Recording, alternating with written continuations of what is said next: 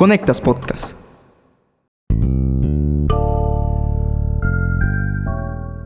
Belém, la capital del estado brasileño de Pará y puerta de entrada de la Amazonía, alberga por primera vez a la COP, la cumbre anual más importante de la ONU sobre cambio climático. En plena selva, los protagonistas de la agenda global vuelven a poner sobre la mesa los problemas más urgentes que enfrenta la humanidad. Esta semana en Tenemos que hablar, la COP30 en la Amazonía, un desafío al negacionismo ambiental. Hola, soy Mauricio Sáenz y les doy la bienvenida a este podcast semanal en el que abordamos diversos temas de América Latina porque tenemos que hablar. Conectas Podcast presenta Tenemos que hablar, El análisis semanal para comprender la actualidad de América Latina, realizado por la mesa editorial de Conectas, la plataforma periodística con miembros en 19 países de la región. En la era de la desinformación, los oscurantistas rechazan no solo las evidencias de la ciencia, sino también es el momento de imponer una nueva derrota a los negacionistas. Lula da Silva, anfitrión de la COP30, respondía así a quienes simplemente quieren ignorar la problemática ambientalista. Y es que esta cumbre busca poner de nuevo en el centro de la reflexión a la ciencia y acelerar la acción para limitar el calentamiento global a 1,5 grados centígrados.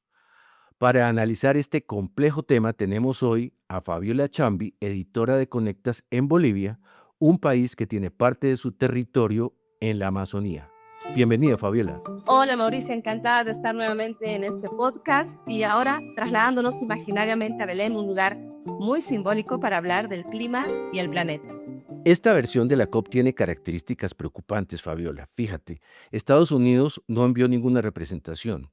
India, Rusia y China están presentes, pero con delegaciones menores. Y de la Unión Europea solamente vinieron los primeros ministros de España, Francia y Alemania, junto con el de el Reino Unido. ¿Qué tanto afecta esto a los objetivos de la cumbre, Fabiola? Una delegación reducida tiene sus efectos. Claramente la expectativa es que estén todos los protagonistas presentes. Es un escenario no tan alentador cuando se piensa, por ejemplo, en las condiciones bélicas de Ucrania, de Gaza y los países europeos que han cambiado sus prioridades en los últimos años. China, según lo que me comentaban algunos expertos, no tiene como esa misión de asumir el papel de Estados Unidos. China más bien tiene una agenda bastante concreta que por ahí buscará algunos acuerdos bilaterales de transferencia tecnológica e inversiones. Sin embargo, no olvidemos que ya hay compromisos asumidos y que si bien se busca elevar el financiamiento, Brasil está apostando por unas negociaciones o unos acuerdos multilaterales que tengan acciones directas. En el discurso todo suena muy bien, pero no deja de haber contradicciones. Por ejemplo, Brasil desde 2024 exporta más petróleo que soya. Es su producto de exportación más importante. Y en México, que busca ser líder en la transición a energías renovables, Pemex sigue con su plan de explotar hidrocarburos. Es cierto, pero aún así, Fermín Koch, él es editor adjunto para América Latina de Dialogue Earth, dice que hay avances muy claros. Claro, la transición energética ya está pasando, más allá de que los gobiernos tengan intenciones o no de llevarla adelante, porque ocurre también por el propio mercado. Ya la transición se desarrolla por un motivo económico, no necesariamente ambiental, porque es realmente más conveniente desarrollar un parque solar o eólico que un proyecto de combustibles fósiles, mirando solamente los números. Los costos que han bajado los paneles y los molinos ha sido abismal en los últimos años, y por eso vemos un despliegue tan significativo en muchos países de la región de energías limpias. El problema es encontrar una fuente de ingreso que reemplace la exportación de combustibles fósiles de los países de la región, como es el caso de Argentina, Bolivia, Brasil, Colombia, muchos países que dependen en su economía de exportación de fósiles. Brasil ha traído esto sobre la mesa en los últimos años, impulsando el debate sobre la bioeconomía y otras fuentes alternativas de ingreso. No es sencillo, va a llevar tiempo. Y en este contexto lo más grave es la narrativa negacionista a la que hacía referencia Lula. Recordemos que Donald Trump en su discurso ante la ONU en septiembre Dijo que el cambio climático es la mayor estafa perpetrada contra el mundo en la historia. Sí, un discurso muy radical y muy al estilo del presidente Donald Trump, que ha sido constante, yo diría, en los últimos años. Y a propósito, también se pronunció hace poco Bill Gates con una teoría que yo no ubicaría tanto como negacionista, sino más bien como un postulado para el debate. Gates, que es el mayor filántropo del mundo, no niega que exista una crisis climática, pero él dice que no es un escenario tan apocalíptico, es decir, que no va a conducir al fin de la humanidad y más bien lo que propone es concentrar los esfuerzos en una mayor innovación tecnológica para mejorar las condiciones de salud y de bienestar y de vida de los más pobres. Esto como anticipando o más bien poniendo estos objetivos antes que los objetivos medioambientalistas que se enfocan en reducir las emisiones. Y es que la realidad no se puede negar, y eso lo viven los pueblos indígenas, las comunidades indígenas, con la deforestación, los incendios, las actividades ilegales. En fin, es un panorama sumamente grave. Exacto, Mauricio. Y para entender mejor esta problemática, conversé con Nardi Velasco. Ella es cacique de 16 comunidades indígenas, de hecho, es la primera mujer que asume este cargo en una región que se llama Roboré, en la Chiquitanía boliviana. Esto está en una transición entre el Gran Chaco y la Amazonía. Ella se trasladó hasta Belén precisamente para participar de la cumbre y exponer los efectos, el impacto que está teniendo el cambio climático en sus comunidades, pero también las iniciativas que están llevando adelante para frenar esta crisis. Hay bastante deforestación en el tema de las nuevas comunidades asentadas, estas comunidades campesinas que luego, cuando acordamos, ya no son campesinas, están vendidas a extranjeros, a privados, y estos privados están arrasando con nuestro bosque, convirtiéndolo en carbón, que es lo que se está viendo en nuestro municipio. Y eso es una de las dificultades que ahorita estamos atravesando, porque vemos que está habiendo mucha deforestación, y a causa de la deforestación vienen lo que son los incendios forestales, que también es una de nuestros dolores de cabeza, no cada año, pero más bien este año ha sido menos, con el tema de que también tenemos formadas nuestras cuadrillas de bomberos comunales. Pero es que para ellos es un asunto de vida o muerte. Por eso incluso las comunidades indígenas se manifestaron en la sede de la cumbre. Y diría que ese es el núcleo de la cumbre.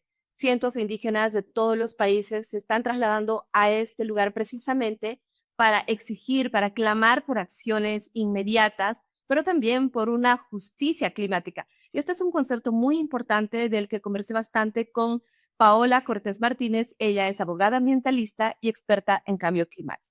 Que es la justicia climática. Creo que el ojo o el apunte o el enfoque debería ir ahí, ¿no? Justicia climática engloba muchas cosas. Uno de los aspectos más importantes es justamente poner el foco en los pueblos indígenas y en las comunidades de la Amazonía en este caso, ¿no? Y por supuesto que lideren, pero que no vayan totalmente solos a liderar, ¿no? Que la responsabilidad no sea absolutamente, la responsabilidad siempre tiene que ser compartida, y por supuesto en el tema de el acompañamiento, en el tema de financiero, ¿no? Porque no se hacen grandes avances si no se tienen los recursos necesarios. También está en el aire la idea esa de que las cumbres son más retórica que acciones.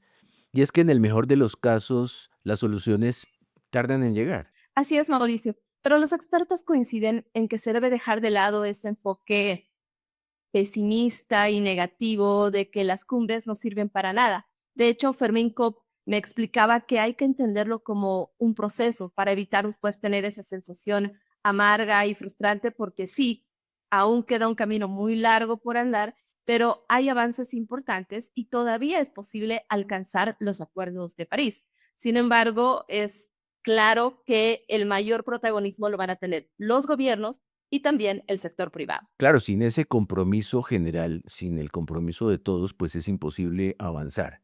Pero escuchemos a Maximiliano Manzoni, que es un miembro del Hub de Conectas, especialista en cubrimiento de temas ambientales, quien está en Belém y nos habla sobre el futuro de estas negociaciones. E incluso si el proceso actual sobre las conferencias de clima ha de morir, yo creo que es necesario que desde el periodismo, desde la sociedad civil de los países, estemos presentes para señalar cómo los mismos actores que provocaron este incendio del mundo ahora nos quieren decir cómo no es posible apagar.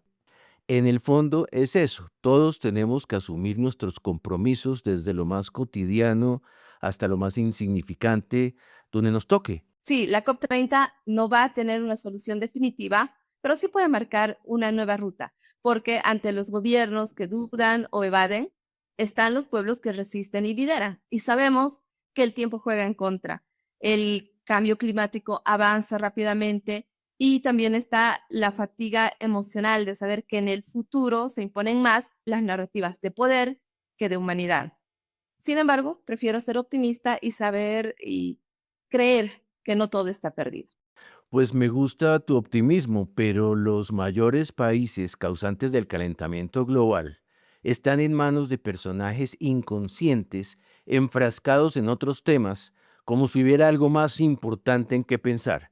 Gracias, Fabiola, por tu participación en este episodio. Gracias a ti, Mauricio, a nuestros seguidores y a quienes siguen apostando por hablar y actuar frente a la crisis climática. Y a quienes nos escucharon, los esperamos en la próxima edición de este podcast semanal de Conectas, porque tenemos que hablar. Para conocer a profundidad más contenidos de análisis sobre las Américas, visítanos en www.conectas.org. Escúchanos cada semana en Spotify, YouTube, Apple y Google Podcasts. Activa las notificaciones y déjanos tus comentarios porque en Latinoamérica tenemos que hablar.